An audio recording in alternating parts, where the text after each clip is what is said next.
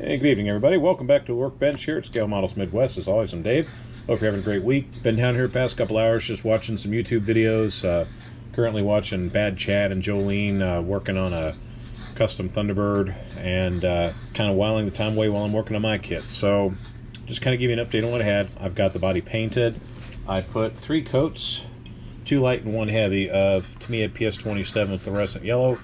Hoods and gloss black to match the decals. The chassis, as you can see right here, I'm about a third, maybe 2/3 of the way done with it. Just wanted to kind of show you what I've done here. If you have never built these before, I highly recommend going to Clay Kemp's channel. Lucas C's also got a great tutorial on how to build these. I've been following Clay Kemp's in particular because of the very front. He showed how to notch the lower part of the firewall so it will fit better onto the chassis, and then ultimately everything lines up a lot better. So definitely this is the kit you want to take your time on because it yields a fantastic result. Again, if you take your time, this is like my 8th or 9th kit that I've built so far of the next gen Camaro, and now this is the Ford, and pretty soon the Toyotas I'll start building. But as you can see here underneath, I've got this 3D printed jig from a guy by the name of Rodney Curtis. Highly recommend getting this. I got the jig set up to where I can put the bottom suspension arms in place and it keeps them level. Usually in the instructions they talk about using 3 pennies on top of each other, and that works, but this works so much better. So if you get an opportunity to purchase one of these 3D printed jigs from him, please do so. Fantastic. It's definitely been a time saver, and as you can see, chassis is looking really good. Now Clay Kemp did the same thing that I did here. I liked it. He actually, right here, as you can see, there was plastic in this part, so all I did was I sanded it down nice and smooth, and then I cut a bit of brass tubing, and then I painted it silver and got that in place. Another kit that I'm going to be building for a friend of mine, I'm actually going to be using some fitting line here and kind of bending it into shape to look like the lines that'll go from the rear of the car to the front. I think they're for the fuel lines. So I'm going to do that. Not for this kit. This is still one for me. I just want to put one together, get it up on the shelf. I have done a little bit of Tamiya wash in and among the roll cage features to kind of give it a little bit of a race-worn look, and eventually I will have everything else put in place. But this lined up really, really well. The engine, again, these things, great engine for detail. It could be put on a stand on its own as a nice little model. Definitely detail this thing to the nth degree if you want. Once I have all the requisite pieces in here, I will glue it to the actual chassis pan, which is this bad boy right here. And just kind of give you a heads up, it is such a large piece and people complain about it being warped. Nothing that a little bit of warm water and a nice heavy weight could cure. Mine also is a little warped, but before I glue it together to the chassis, I will do the same thing. Sometimes you don't even have to do that. This chassis, if you put it together right, it will fit into the slots in the chassis plate and it'll level itself out. The tires and rims sanded, glued together. Got some of the ancillary parts of the interior and all. So you can see more parts over here, and I still have a bunch of parts yet to put on this kit, but the progress is going really, really good, and can't wait to get this one done because I've already started to put stuff together regarding a 71 Roadrunner done up in a local business's decals. So I'm going to kind of give you a little detail on that later on this week, but for now just want to show you what I had here, and I'll do more work to show you what I get for tomorrow. But first, I got a box from Salvinos JR Builders Club and wanted to show you what I got. The first kit is the kit of the month. This is the Richard Petty 72 Chrysler Plymouth, otherwise known as the Roadrunner. This one is a pretty sharp kit. I've already seen some people building this one, and I can't wait to build this one myself. But then again, I can't wait to build any of the 40 some odd Salvinos kits that I have amassed over the years. Someday I'll get to them. But these Roadrunners, I do like them, and pretty sharp. Look on the side of the box. Other kits that are available: the Cindric and Locano Mustangs, the Raptor for Byron, JCLS number 9. Pretty sweet deal.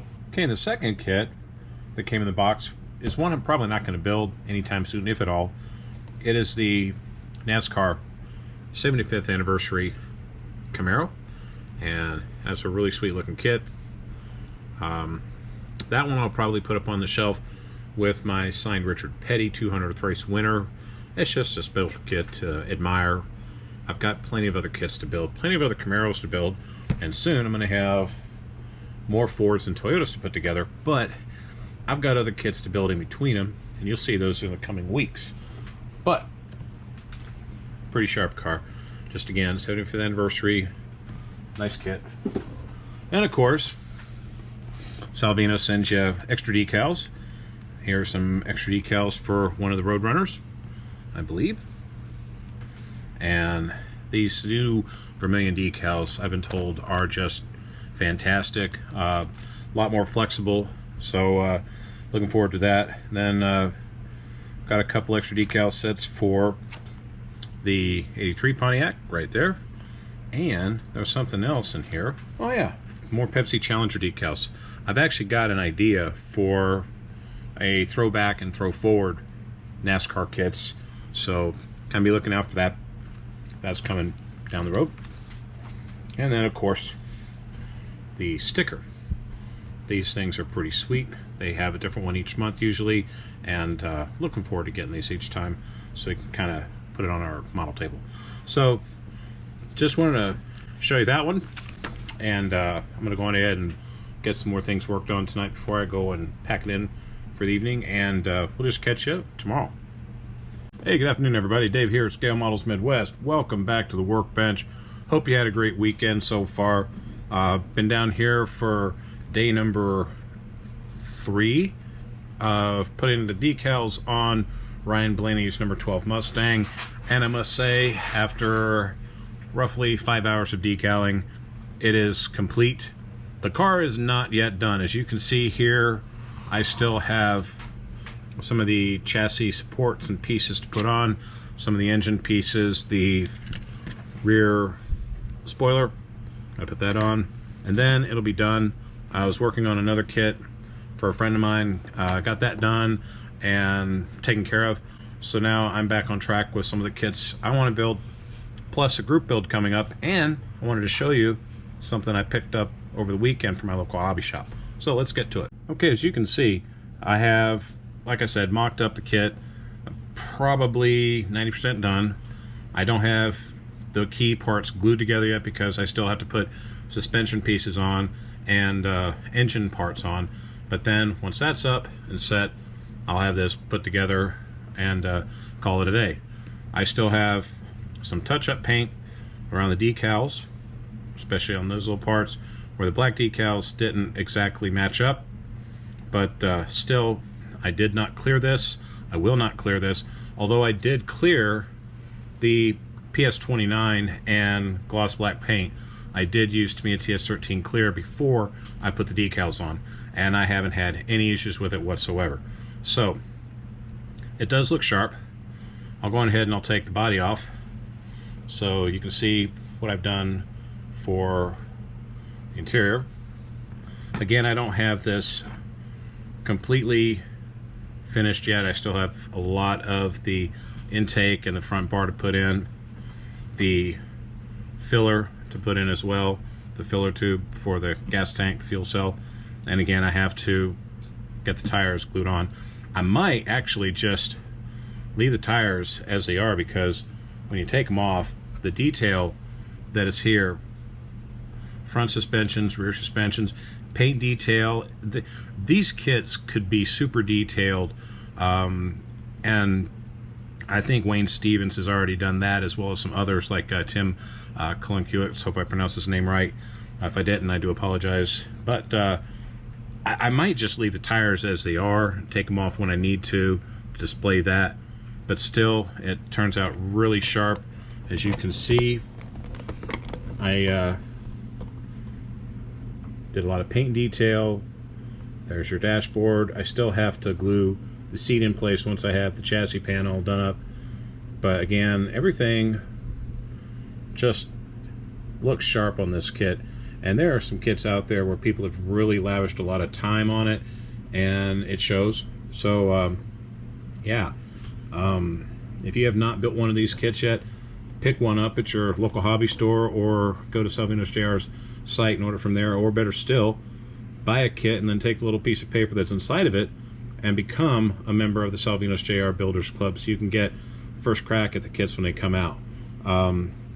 I've been a member now for, I like to say, at least 3 years, if not longer. I've got probably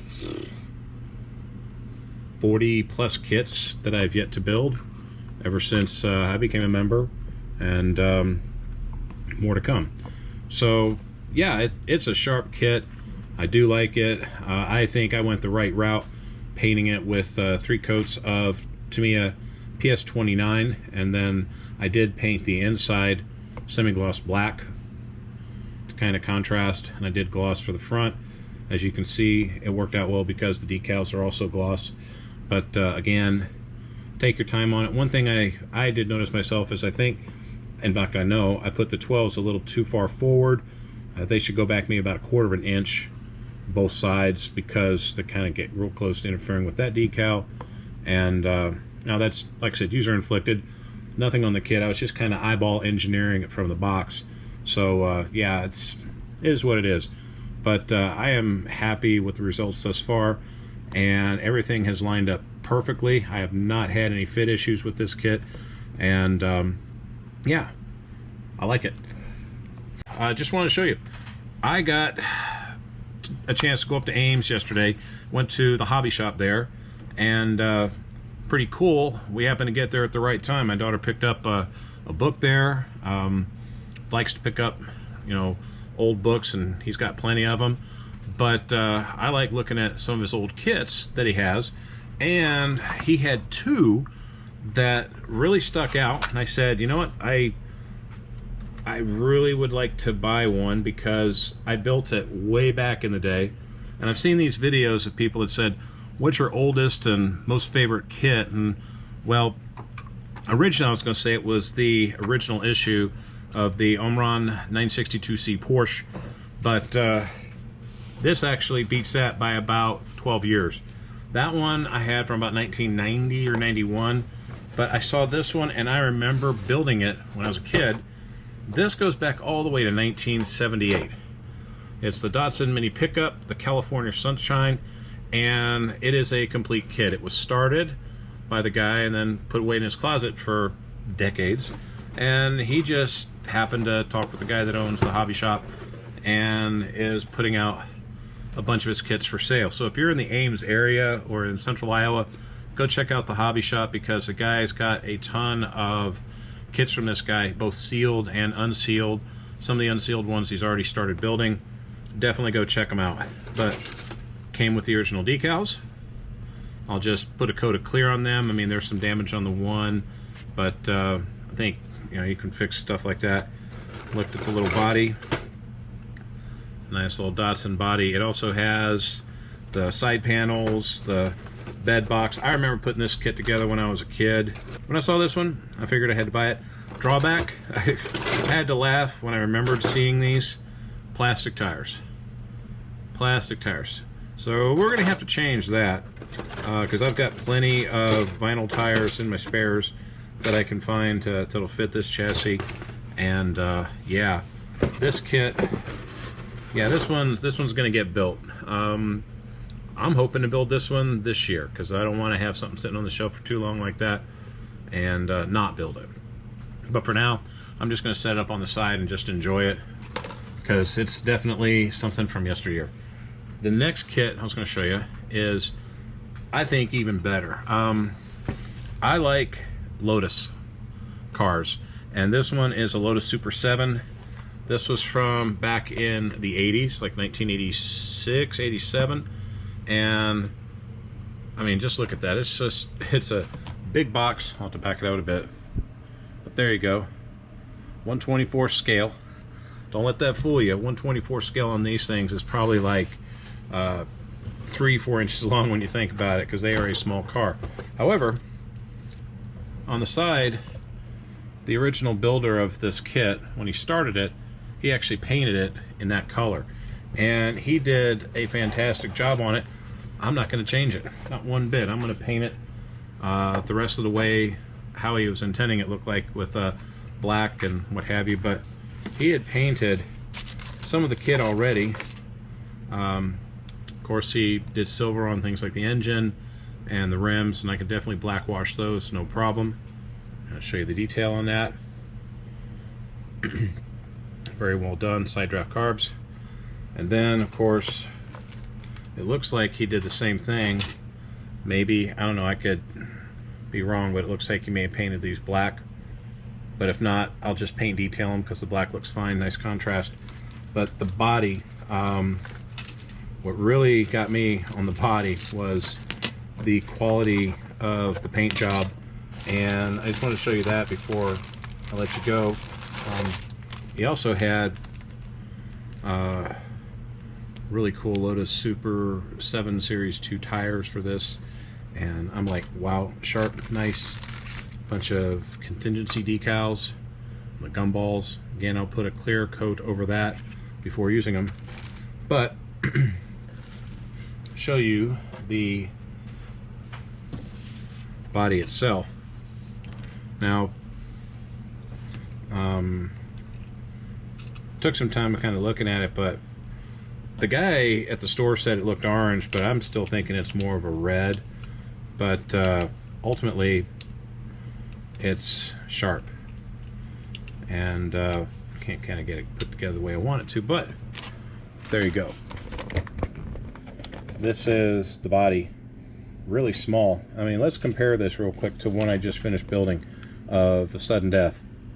There's a Sudden Death Mustang, and there's the Lotus Super 7. You know, that's a nice little size comparison. That's a compact car from back in the day. This is like a toy, but these things scoot. I've seen some of them in SCCA competition. They run sharp. They definitely run circles around my Mustang, I'm sure of that. But look at the paint. I mean, it is very glossy. I didn't see any fish eyes or bubbles or anything at all. The underneath even had it done up right. Looks sharp. Same thing with the nose piece. Of course, underneath, I could brush paint that black or mask it and spray it a semi-gloss black. Same thing with underneath the hood, but again, no fish eyes. This thing very well painted. I'll just be able to detail paint the part of the firewall there. But ultimately, this is a nice looking little kit. I got it for 15 bucks. So I'm thinking, yeah, I'm going to have some fun building this one. When? Don't know. But this one's definitely a good looking kit. I can't wait to build it. In fact, I might actually go back up to the hobby shop and see what else he had. There were about 4 or 5 other kits from back in the day that I built that he had sitting on his back shelf that he couldn't even put out because they were all open to kits. And I said, well, man, I'm just going to have to come back up and check it out. But I had to watch my expenses. Anyhow, I just want to share this with you. Jason Hanscom over at Blue Ox Model Shop has a group build for this year for street machines, and I'm going to put together a little video on that one. I will share that with you on my next video because I don't know what I'm going to build yet. I got a couple kits I was staring at, but I saw one calling out my name from the other table that I've got, so I might just go with that. I don't know. I'm going to look at them, decide which one I want to do, share it with you on my next video. Until then, keep building the cool kits. We'll see you in the next video.